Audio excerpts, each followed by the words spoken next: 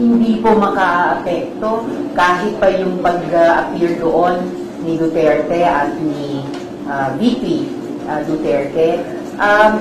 Lalo magtataka ang tao siguro, ako nagtaka, bakit nag-effort pa silang dalawa na dumepensa sa isang tao na akusado sa mga napakasiseryoso at mabibigat na offenses laban sa mga pinaka-vulnerable sa ating lipunan. Mga batang pinili. Naks man. Yung mga style na ganyan, bulok na yung style na yan eh. Yung sasabihin mo kagad na mga inosenteng, mga bata, mga kababaihan. Mga inosenteng, mga batang, mga kababaihan. Bakit nyo kailangan ipagtanggol ang mga nag-alipusta sa mga batang, mga kababaihan?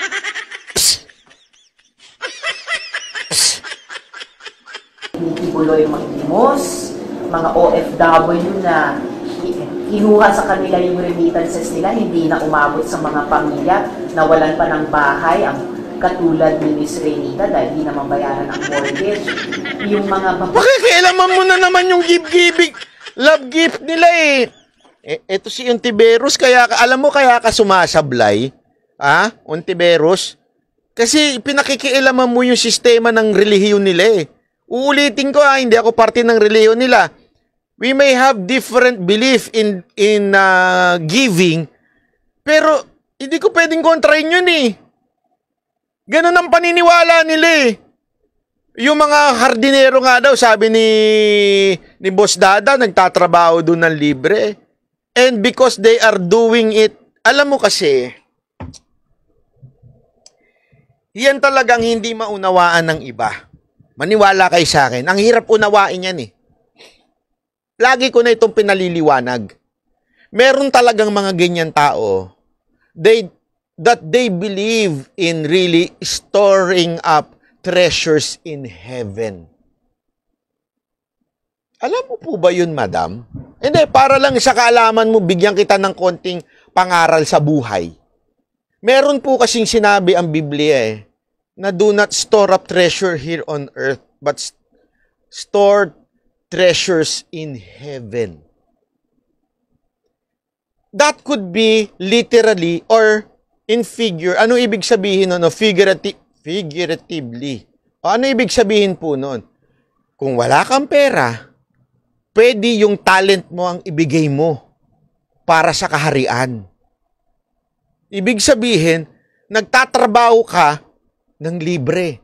Madam, hindi ako nagtataka dyan dahil ginawa ko yan, high school, college, I was a drummer of the worship team and I'm leading the worship team in college hanggang nawala ako sa church na yun without salary, without allowance, without honorarium.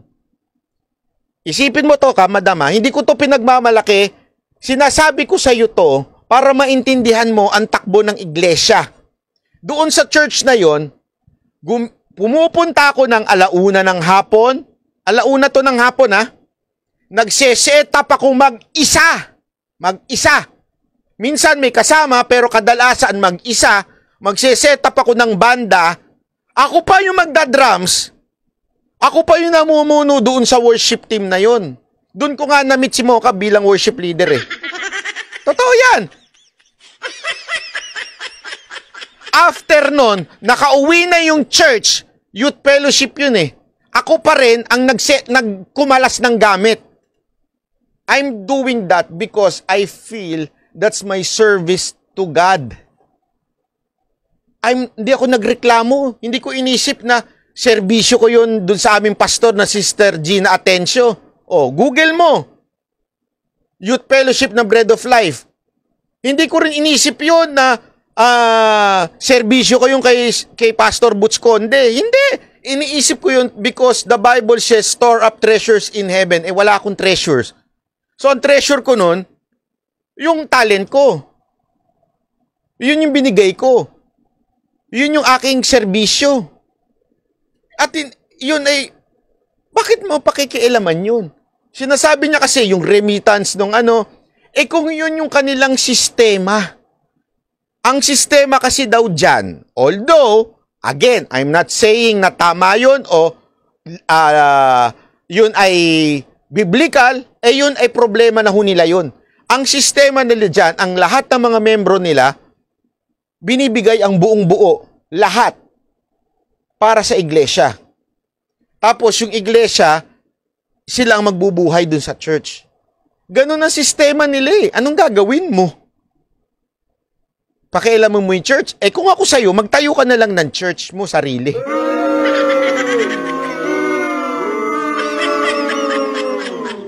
Naintindihan po natin. Again hindi ko sinasabing tama yung ginagawa ng church niya.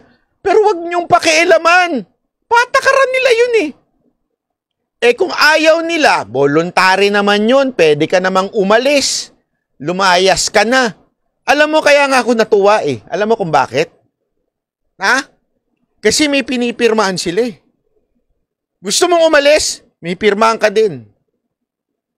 Ibig sabihin, when you sign something, ibig sabihin, you are freely, importante yon, agreeing doon sa nakasulat sa papel na yon. Mas pwede pa nga akong magdemanda eh. Bakit? Doon sa church namin walang pirma-pirma eh. You just become a worker. You attend. And when you become a worker, you serve. Walang pirma-pirma yun. Pero walang nagreklamo sa amin. Kasi it's a service to God. Sa kanila nga, may pirma pa. Ibig sabihin, you totally understand kung ano yung pinasok mo. You understand? Freely.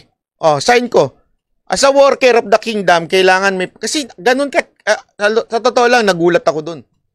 May libro silang Codes of Conduct. Kailangan... Ayoko na nga basahin. Feeling ko, bagsak ako sa lahat dun. Ayoko nang basahin. Hanapin ko sana kung pwedeng kalbo dun. Pwede kasi may mga ganun church eh. Totoo, may iba-ibang church na kailangan nasa kaliwa ang lalaki, nasa kaliwa ang babae. Paano kung bakla? Pwede mo ba sabihin, hindi pwede yan, hindi pwede yan. Kailangan, merong pwesto rin ng mga bakla. Kaya nga, di ba, tinututulan ng ibang mga church. Hindi ko sinabi si Kibuloy tutol dito Di ba may mga ibang church na tinututulan yan? Bakit kanyo? Kasi doon sa Soji Bill na yan, wala kang lusot. Kahit church ka, kailangan ka sumunod. Bigyan mo ng espasyo yung mga bakla. Paano kung nang patakaran nila dito ang lalaki, dito ang babae? Anong gagawin mo? Pakikialaman mo yung church.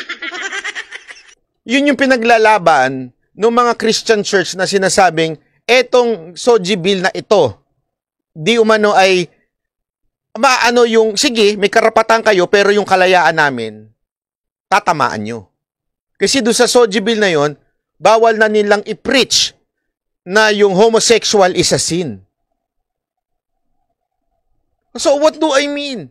As simple as this. Even if you don't like it, even if you don't believe what they believe, wala kang pakialam. Yun ang katotohanan dyan. Ontiveros, makinig ka. Na paulit-ulit na ginagahasa alang-alang sa appointed Son of God. Paulit-ulit na, tinan mo?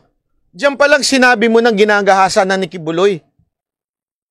You are hiding behind diyan sa hindi ka madedemanda. Di ba? Mantakin mo, sinasabi mo na ngayon na ginagahasa? Guilty na kagad yung mama? Nakita mo ba? Hindi, tanungin kita. Pinad-DNA mo ba yung ni Kibuloy? Para malaman mo na talagang ginahasa? Hindi di ba? Tanungin ko kayo. Pinad-DNA ba niya yung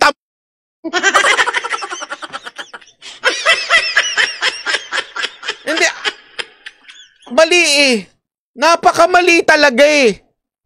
Sabihin mong ginahasa dahil lang merong isang nag-akusa? Korte ka? Kailan ka naging judge? Tanungin kita, Ontiveros, kailan ka naging judge? Judge ka ba? Tapos sasabihin ninyo, sumipot ka dito. Hindi. Kung kayo nasa tamang pag-iisip, nasaan na yung, tama, yung sinasabi nito isa eh. Nasaan na yung presumption of innocence? Diba? Na ikaw ay inosente until mapatunayang ikaw ay nagkasala ng korte. Korte. Ulitin ko. Korte ang dapat magpatunay na ikaw ay nagkasala, hindi ikaw, Ontiveros. Tapos, expect mo na gusto mong dumalo si Kibuloy, tinawag mo siyang rapist na? Sinabi mo, ginahasa na appointed son, yung akusasyon sa kanya. Mga babae na paulit-ulit na ginagahasa alang-alang sa appointed son of God. Sana yung effort nilang dalawa, binuhos na lang sa wakas pagdepensa sa ating mga... So, kinukundina niya yung pagpunta ni Duterte at saka ni BP Sara doon sa event. Kasi nga daw, nag-effort dito sa ginagahasa. Anak ng wete.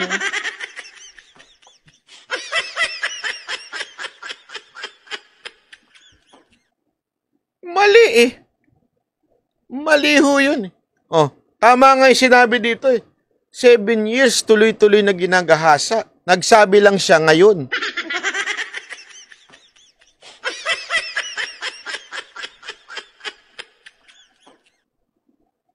Ito, usapang mature lang ito ha. Usapang mature to, walang kalibugan.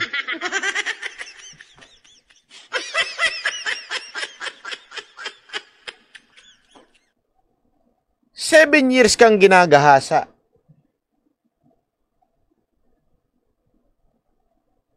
Tapos bigla mo na lang na-realize na ginagahasa pala ako.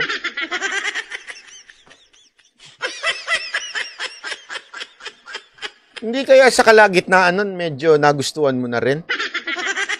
Tapos yung bandang dulo na hindi ka na ginagahasa, ay, sandali. Ginagahasa pala ako.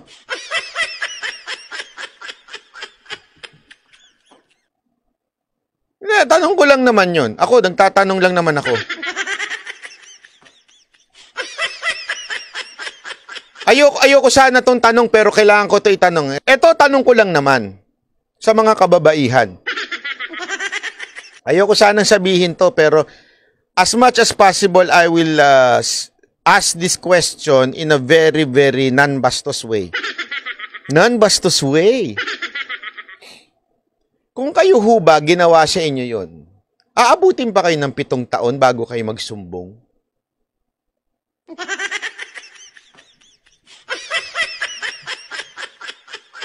O pagka siguro, hindi ako, maintindihan ko pa, kunwari, 1 buwan, ganun. Kasi talagang natakot ka. Pero 7 taon, 6 ka taon.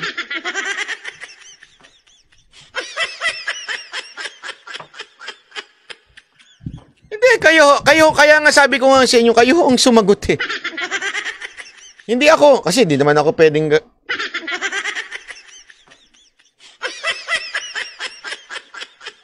Siyempre, agad-agad susumbong nyo, di ba? Tama naman eh. Hindi natatagal ng 1 taon yun.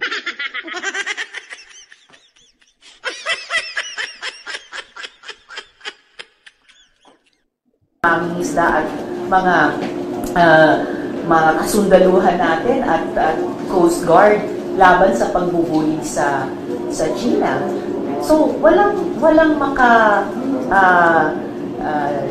redirect or walang pigil sa patuloy na pagsingil ng account. Alam mo, nung nandun nga kami, yung mga babae doon na magaganda, na mas posible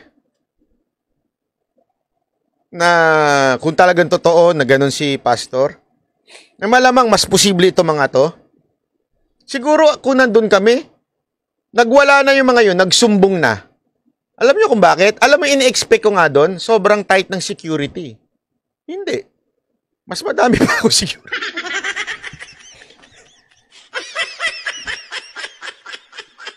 Wala akong biro.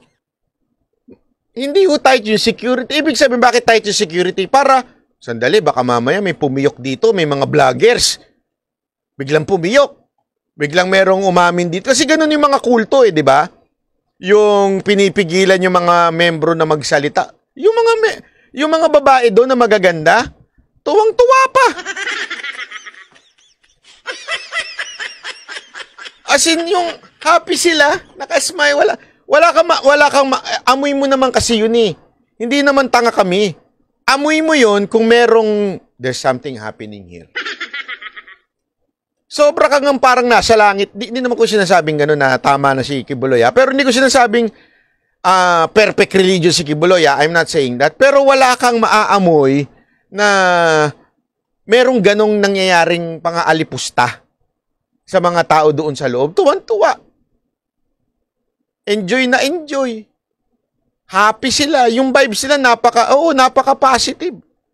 And they are allowed. Actually, hindi ko nga alam na allowed mag-video eh. Kaya hindi ako nag-video. Honestly, hindi ko alam na, akala ko kasi it was somehow private. Tapos alam ko pandarating, kasi pag darating si Pangulong Duterte, talagang kahit na hindi na siya presidente, kasi allowed pa rin ho siya na may PSG, tapos may PSPG pa siya. So, alam ko na it's very secret, hindi naman secret, pero hindi bawal mag-video. Kasi matik na ho sa akin yun eh. Pag may event ako, pupuntahan si Pangulong Duterte, no ang video dyan. Unless ipaalam mo. Okay? So, pag pinaalam mo, okay yun. Dati nga, minamarkahan pa nila yung camera eh. So, ngayon, akala ko talaga hindi allowed mag-video. Eh, yung pala, pwede pala mag-video nung nandun si Pastor Kibuloy, kaya hindi ako nakapag-video nun. Isipin nyo, kung merong nagaganap na hindi maganda doon sa compound. Kasi alam mo, malikot yung isip ko eh. Hindi po ako tanga katulad nung mga iba. Hindi ko sasabing yung mga vloggers baka akala nyo. Ibig sabihin yung iba na makokontrol mo lang. Ako ho yung tipo ng taong hindi mo makokontrol. Kaya nga ako ganito eh. Totoo. Alam mo, kung may naamoy ako doon na there is something happening here, magsasalita talaga ako. Magsasalita talaga ako. I will not allow that na nangyayari sa harapan ko, nakikita ko na merong kabalastugang nangyayari dito. Tapos tatahimik lang ako dahil kaibigan ko, hindi ko gagawin yun. Pero wala akong naamoy. Inamoy ko ho talaga. Yung mata ko malikot. Tinitingnan ko talaga bawat isa. Oo. Lalo ni mga bagaganda. Hindi, joke lang. Tinitingnan ko talaga, ino-observe ko lahat. Ino-observe ko kung ano yung nangyayari sa paligid. Hindi lang doon sa pinagdadalhan sa amin, sa pinagpapasyalan. Hindi. Pati doon sa mga hindi, tinitingnan ko talaga. Sinisigurado kong walang nangyayari. Kasi, I will not, again, alam nyo yan, kayo mga banateros, hindi ko ibebenta ang credibility ko for the sake of one person. Paulit-ulit ko sinasabi sa inyo yan. Ang pinangangalagaan ko yung credibility ko. Bakit? Yang lahat ng politikong nakikita ninyo matitigok din. That's the truth in life. Lahat ng mga politikong nakikita nyo nakaupo ngayon, mawawala rin yan sa kinauupuan nila. Pero yung credibility mo, hindi yan mawawala. Kaya pang-alagaan mo yan. Wag na wag mong isasangkalan ng pangalan mo for the sake of isang politiko na alam mong tarantado. Nagigets nyo? Hindi ko gagawin yun. Bakit? Yung tarantado na yun, after how many years, mawawala na yun. Ikaw, dire-diretso pa yung trabaho mo bilang vlogger. So pag nasira na yung credibility ko, katulad ni Bobong Lipunan, sirang-sira na. Katulad ni Nino, magtitiwala ka pa ganun sa talon-talon na ganun ng ganon? Yung pupuri kay Pangulong Duterte, tas biglang sisiraan, biglang paniniwalaan mo pa ba yung ganon? Hindi mo na paniniwalaan yun, pera-pera yun, alam na alam mo na galawan. Katulad ni Cass Janet. Di ba? Dati, kakamping-kakampi si Sara Duterte, unitae. Ngayon, kulang na lang, bastusin talaga ng harap-harapan si Sara Duterte. Di ba ho? Ikakatiwala mo ba yung ganong klase? Na pananaw mo sa isang vlogger na walang kredibilidad?